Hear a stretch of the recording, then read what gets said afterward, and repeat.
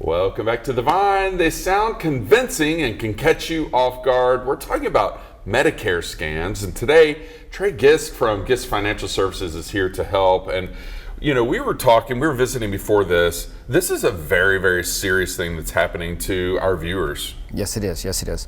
Post-COVID, these telemarketers really ramped up the number of calls they're outreaching to seniors, and there really are a lot of scams out there that are pulling the wool over people's eyes.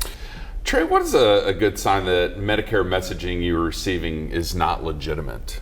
Number one, if they offer you anything, because you're not supposed to do that, you cannot be enticed to enroll with any gifts whatsoever. Okay. So that's the number one thing is that they're trying to do. And number one, if they're just bringing up, a singular topic such as, a gift card or something of that nature, and that's what they're going off of. This can happen in lots of different ways, right? I'm sure there's phone calls, text, and things in the mail. What do we do when we receive Medicare solicitation in the mail? That used to be the primary way we used to reach out to new members, because Medicare requires for a consent to contact for you to, they have to fill it out and mail it in, and then we would call back after the fact. I see. Now those are going to multiple sources, and so therefore, number one, the person may or may highly likely not going to be a local producer. Right. They'll be out, and no telling where out in the country. Sure. And they may not know the market properly. Yeah.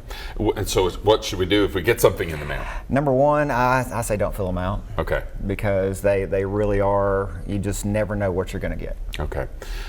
What should people do when they receive a Medicare solicitation over the phone? Now, this is a part that is near and dear to me, because they, number one, aren't supposed to be soliciting, calling out. Like you just said, same thing happens on the phone. You're supposed to request it. Okay. So they're calling out. What they'll do is they will tell you about a few hot topics, and then once they set the hook, I guess you would say, they say, we're going to transfer you over to so-and-so. And that's another broker or somebody like that, which makes it an inbound call. So it's not like they reached out. And so a lot of times, the worst thing I get is clients of mine will say, Trey, I got these new cards in the mail. What do we do? And what happened?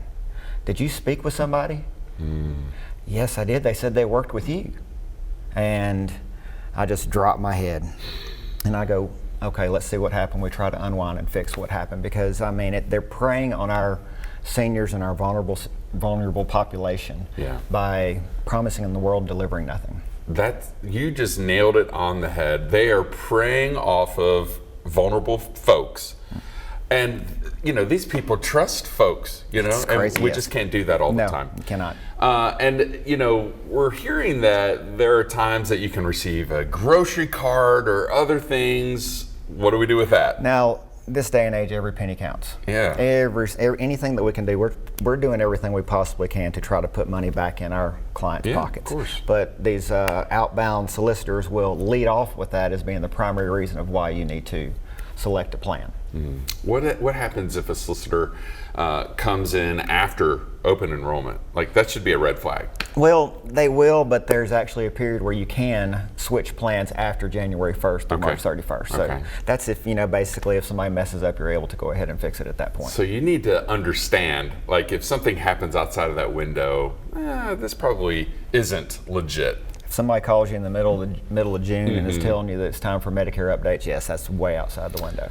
Trey, how can people get a hold of you, and what does it cost to get started with this? Number one, absolutely nothing. Okay. All you have to pay me is attention. All right. And on top of that, store this number in your phone, 501-476-7169.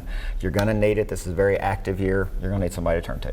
And if somebody has questions about whether or not this is a scam, are you able to kind of guide them through that? We're going to give you our honest opinion every single time. Okay, very good. Trey, Absolutely. Thank you so much for coming in here today. Ladies and gentlemen, protect yourselves. If it sounds too good to be true, but here's the thing, maybe it doesn't sound too good to be true, you just don't know, call Trey and his team. They'll take care of you. All right, thank you so much, Thank Trey. you.